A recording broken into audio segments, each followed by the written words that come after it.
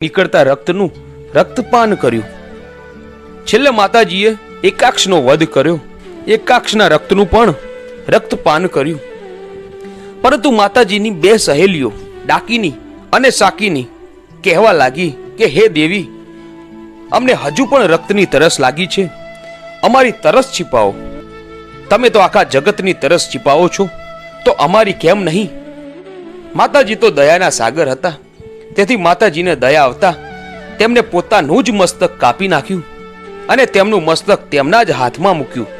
તેમના શરીરમાંથી 3 રક્તની ધારા નીકળી, એક ધારા ડાકીનીના મોઢામાં, બીજી ધારા સાકીનીના મોઢામાં અને ત્રીજી ધારા પોતે જ પોતાના મોઢામાં લઈ રક્તનું રક્તપાન કર્યું।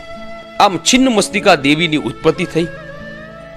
ઝારખંડમાં આવેલું છિન્નમસ્તિકાનું મંદિર રજરપા શક્તિપીઠના નામથી ઓળખાય છે। આ 51 શક્તિપીઠોમાંનું બીજું